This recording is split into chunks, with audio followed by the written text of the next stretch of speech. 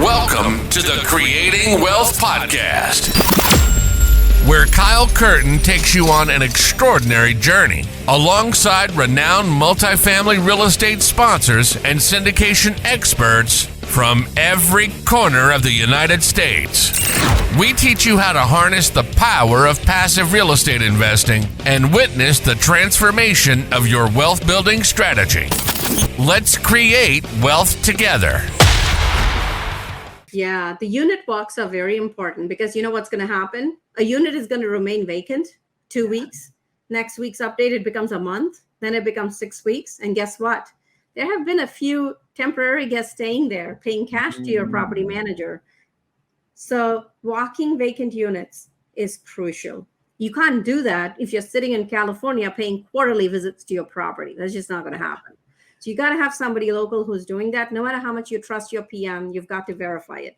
Another thing is they might say something looks great, but in your eyes, when you drive the property, you notice the trash. You notice the poorly painted unit. You notice how they're like, this is just a resident paying $800 in rent. Why should I care? No, they are your paying customer.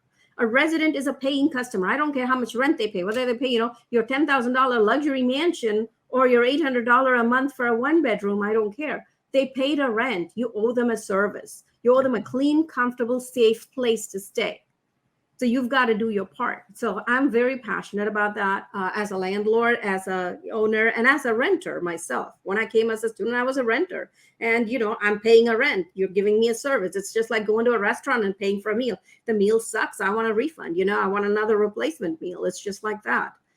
If you don't have residents, you don't have customers. You won't be in business. So that's super important. So one of the things we do at our properties is on a periodic basis, we have resident activities because I want to bring that cul-de-sac neighborhood feel over there. I want everybody to know each other. I want to have a community. So we had Mother's Day. We gave a single long stem rose to every mom and said, thank you for what you do. We kicked off Memorial Day with the pool opening. And so we had, popsicles and, barbecue by the pool, etc.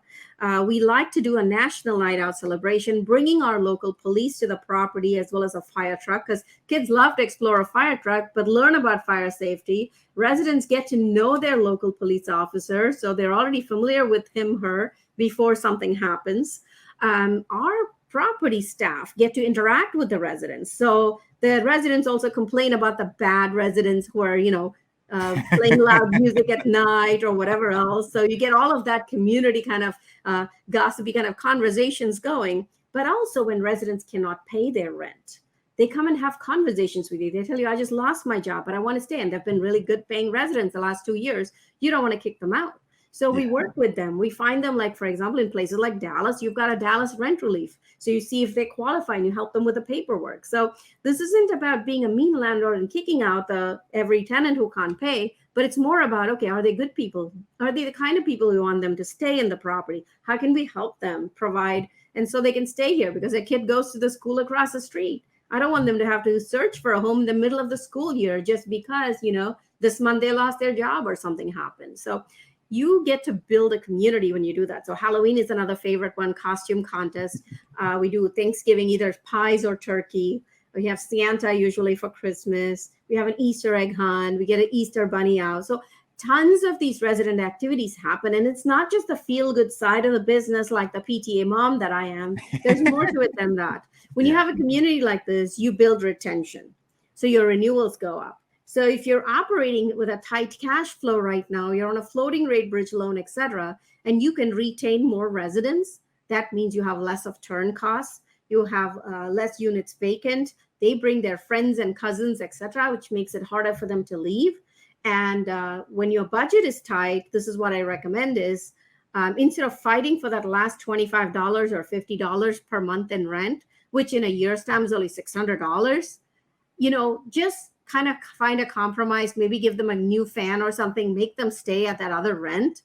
And your turn cost is going to be way more than that $600 that you might be saving. So if you're hoping to kick the can down the road till conditions improve, be careful about your spending, reduce those turn costs, and retain the good people because they'll be grateful to you. They'll be loyal to you. They'll be like your watchful neighbor sort of in your property. Yeah, absolutely. I think that's absolutely awesome, and it's it's extremely cool to kind of have that, like personalized, like community, type of effect that has a very strong potential to be a win-win across the board. Right. And like, it's exactly, kind of taking it and implementing that, and not just having it be like just the business, you know what I mean? Like just the project, but, adding that human element to it, that everybody, all the way down to the kids, getting wowed by the fire trucks, you know what I mean? And it's so inexpensive to do that. And the fact is, people forget that these residents are your customers. So if you think of it as customer service and how you want to serve your customer, just like you would at a fine dining restaurant in a way, I mean, you'll figure it all out then if you understand who your customers are and who your bosses are. That's a wrap for today's episode. We want to thank you for being a valued listener of the Creating Wealth Podcast. Make sure to visit www.creatingwealth.com to connect with us. Dive into our ever-expanding library of informative blogs. Get access to our private investor portal and explore a wide range of additional valuable resources. Stay tuned for our next episode as we continue to create wealth together.